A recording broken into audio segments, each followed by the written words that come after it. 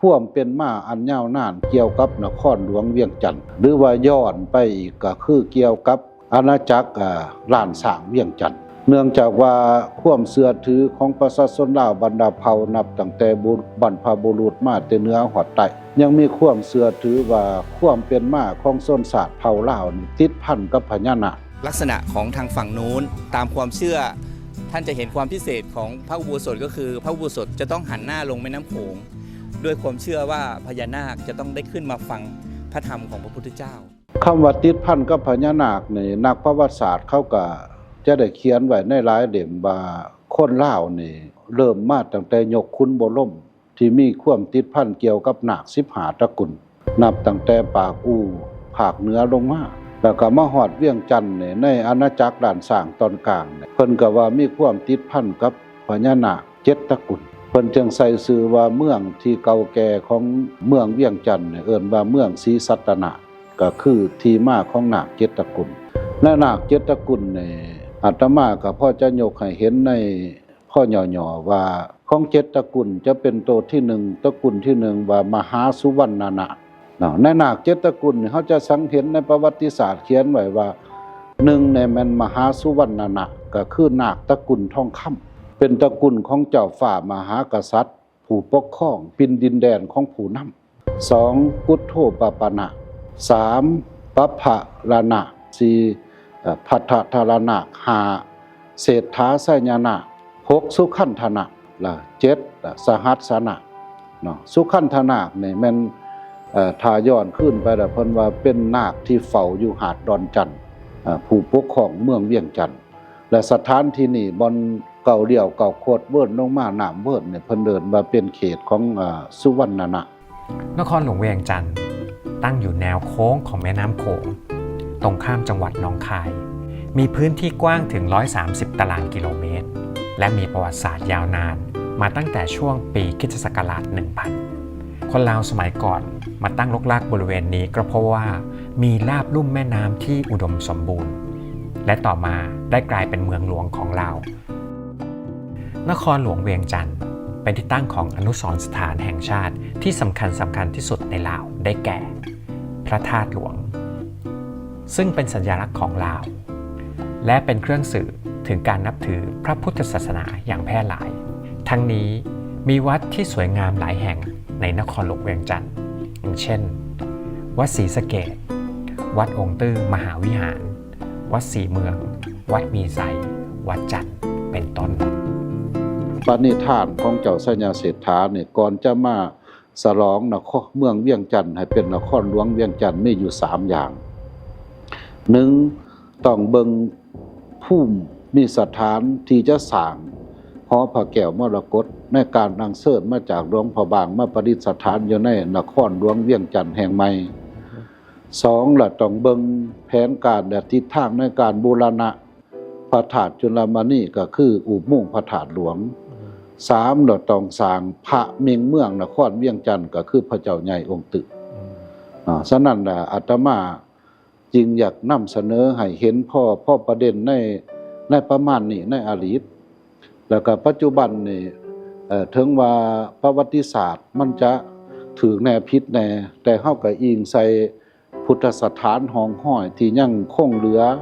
เป็นมูลมรดกอันดำคาให้ของพวกเฮานี่ที่จะสืบค้นแล้วก็ต่อยอดอย่างน้อยๆก็2ฝั่งของเฮาก็มีทัศนะแนวคิดแล้วก็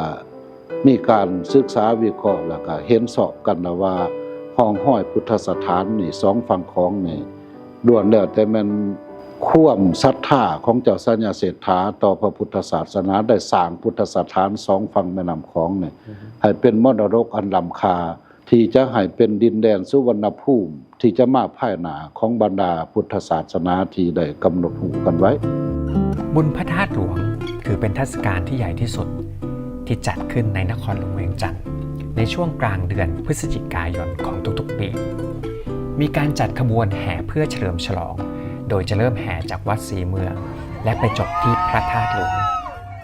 ตั้งแต่ในยุคสมัยว่าหลานสร้างเวียงจันทน์นี่มันก็จะยาวไกลแต่ว่าเฮาก็เฉพาะยกให้เห็นในยกสิโคตบูรณ์หรือว่ายกปุ ภูริจันทร์นี้จึงได้สันนิษฐานว่าวัดหนองแสงสุวรรณนาคารามนี้วัดเท่านี้มันจะอยู่ใน3ช่วงสมัยสิโคตบูรณ์ยกอาณาจักรพุทธศาสนาหลวงเลื่อนมาตามสุวรรณภูมิ2ฝั่งแม่น้ำของ2แล้วก็มายกในจันทบุรีนี้ประสิทธิศักดิ์นี้แล้วจะมาเสื่อมใส่ยกหาดไส้ฟ้องในอาณาจักรหาดไส้ฟ้องประมาณวรมันที่2ที่มีเกี่ยวพันระหว่างฮินดูกับพุทธศาสนาเขาจะเห็นห้องห้อยของเสาศิลาจารึกหลายๆบอนที่เกี่ยวกับอาณาจักรความรุ่งเรืองของวรมันที่2นี้แล้วก็3แล้วก็เฮาอิงใส่ประวัติศาสตร์การสร้างนครหลวงเวียงจันทน์ของเจ้าสัญญาเศรษฐาในยก400กว่าปีเนี่ยใน200กว่าวัดนี่เรียบ2ฝั่งแม่น้ำคลองนี่เฮาก็จะเห็นว่าเจดีย์ของเฮาเนี่ยกับกำแพงโบสถ์โบราณอยู่ในที่สร้างห้ามควมไว้อยู่เนี่ยก็จะมีลักษณะใกล้เคียงกับวัดทางฝั่งไทยวัดพระธาตุพังพวดเฮาจะเห็นได้ว่าอย่างน้อยๆวัดของเฮาเนี่ยอย่างน้อยที่สุดคือ457ปีอิงตามประวัติศาสตร์แล้วก็พุทธสถานที่ยังปรากฏให้เห็นแล้วก็เทียบเคียงกับ2ฝั่งของที่มีการสืบห้อยตามเส้นทางพุทธศาสนาในสุวรรณภูมิเขาจะเห็นว่าพระสาธีนวัดผู้แล้วก็พระธาตุอิหังเนาะพระธาตุอิหังถึงว่าจะเป็นพุทธสถานอยู่ก็จริงแต่ว่าเห็นห้องห้อยในการบูรณะต่อจากยกสิโคตบูรณ์มาก็จะเห็นอยู่ในศิลปะของความเป็นฮินดูอยู่ในเงาถาดของพระธาตุอิหังอันนี้คือเป็นหลักฐานที่ยั่งยืนเนาะจากหันแล้วก็มีวัดป่าได้ไร่มีหลายๆวัดมีเสาศิลาจารึกที่เพิ่นได้เอาไปไหว้พระธาตุหลวงก็ดีเอาไปไหว้หอพระแก้วนั่นก็ดีอันนั้นมันว่า900กว่าปีจากนั้นมาแล้วมายกสัญญาเศรษฐาธิราชนี่แม่นว่า450กว่าปีเป็นยกเดียวกับที่เพิ่นได้มาสร้างนครหลวงเวียงจันทน์มันเกี่ยวพันกับประวัติคำว่าวัดหนองแสงสุวรรณนาคารามนี้ก็คือ1ทุกวันศีลจะมีแก้วเนี่ยเสด็จพุ่งออกจากหนองนี่ไปตกใส่หนองคำแสน2ล่ะเนื่องจากว่าเมืองเวียงจันทน์มีการติดพันกับพญานาค7ตระกูลดังที่อาตมาได้เสนอว่าตระกูลทมิตรแล้วก็ขึ้นคำว่ามหาสุวรรณนะสำหรับ6ตระกูลเนี่ยจะไม่ขึ้นชื่อไปเลยแต่ว่าสุวรรณนะนี่ขึ้นต้นว่ามหาสุวรรณนะเป็นตระกูลของผู้ปกครองเป็นตระกูลของผู้นำแล้วก็สอดคล้องกับบทสูตรไหว้พระทั้งพุทธศาสนาคันธปริตสูตรก็คือนาค4ตระกูลก็แม่นว่าเพิ่นกล่าวว่าตระกูลทองคำเนี่ยเป็นตระกูลของยศนักศักดิ์ใหญ่ผู้นำผู้ปกครองในโครงการได้รับศาสตร์ล่ะเฮาจะสร้างสิ่งใดนอกจากต่อยอดกับเจดีย์แล้วก็กำแพงโบสถ์เก่าในพุทธสถานเก่าเนี่ยยิ่งตามศึกษาประวัติศาสตร์ความเป็นมาแล้วจึงได้มีข้อสรุปว่าภายหลังที่เฮาได้สร้างห้ามเป็นสัญลักษณ์ใกล้เคียงกับวัดเชียงทองแล้วล่ะยังจะสร้างเป็นแลนด์มาร์คอันหนึ่งให้มันสอดคล้องกับศรัทธาความเชื่อถือในจิตวิญญาณของประวัติศาสตร์ศาสตร์ลาวที่มีความติดพันกับพญานาคนี้กับประกอบกับสปป.ลาวได้ครับการยอมรับว่าลายนาคตีนสินเป็นมรดกของส้นศาสตร์ลาวนี้เนาะจึงได้ตกลงกับคณะกรรมการว่าจะสร้างพญานาคองค์ใหญ่หรือว่าคนทั่วไปเอิ้นว่าปู่พญานาคแต่ว่าในนามคณะสงฆ์เนี่ยก็เอิ้นว่าพญานาคกำลังเฮ็ดบทวิเคราะห์แล้วก็ประเมินขาดว่า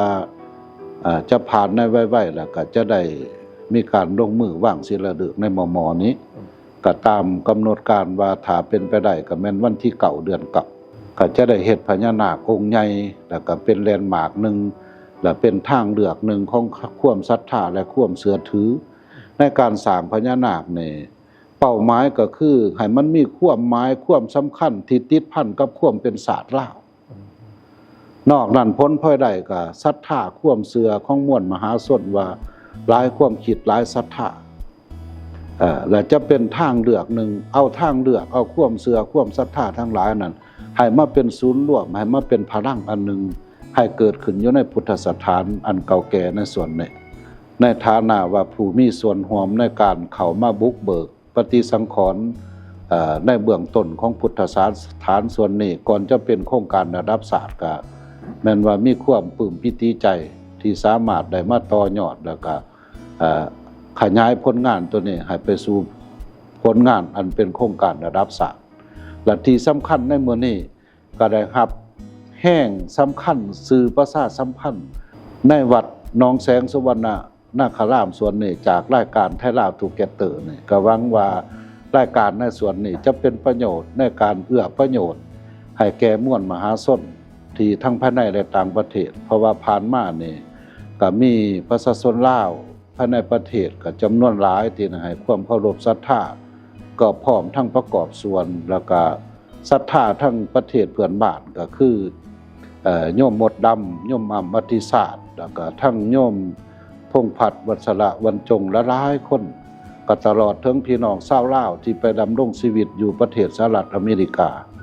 ก็ได้มาเป็นเจ้าภาพรักอันสมควรในการร่วมพลังความสามัคคีต่อยอดพุทธสถานในส่วนนี้ก็ขอมีความหวังอยู่ในรายการไทยลาวทูเกเตอร์นี้จะนำข่าวอันสำคัญที่จะพร้อมให้เป็นพลังในการสร้างพุทธสถานหรือว่าปฏิสังขรณ์พุทธสถานเก่าแก่ในส่วนนี้ในสองฝั่งแม่น้ำของที่บรรดาพุทธศาสนาหับห้องว่าจะเป็นสุวรรณภูมิแห่งใหม่ในอนาคตนี้ก็ขอให้ผู้ติดตามชมรายการนี้จงมีส่วนร่วมตามกำลังศรัทธาในโครงการดังกล่าวนี่ให้ปรากฏผลเป็นจริงเพื่อให้เป็นมรดกอันดำค่าสมกับว่าเฮาได้รับมรดกอันเป็นพุทธสถานในบรรพบุรุษของศาสตร์และพวกเฮาก็พร้อมกันแสดงความกตัญญูต่อยอดส่งเสริมแล้วก็สร้างสิ่งเหล่านี้ให้เป็นมรดกส่งต่อให้กุลบุตรลูกหลานของศาสตร์ลาวของพวกเฮาในทั่วโลกที่มีความศรัทธาเหลื่อมใสในพุทธศาสนาก็คือเป็นพุทธบุตรหนึ่งเดียวคือองค์สมเด็จพระสัมมาสัมพุทธเจ้าองค์เดียวกันก็ขออนุโมทนาในเจตนาบุญกุศลทั้งหลายทั้งปวงที่พวกเฮาได้พร้อมกันบริจาคทรัพย์จนเฮ็ดให้พุทธสถานส่วนนี้เป็นที่สักการะบูชาจบงามอันศักดิ์สิทธิ์เป็นที่พึงพอใจของคนทั้งหลายได้มากราบมาไหว้ก็ขอแบ่งบุญแบ่งกุศลทุกคนทุกทางจงเจริญมีความสุขเจริญบุญทุกคนทุกทางด้วยกันเถิดขออนุโมทนา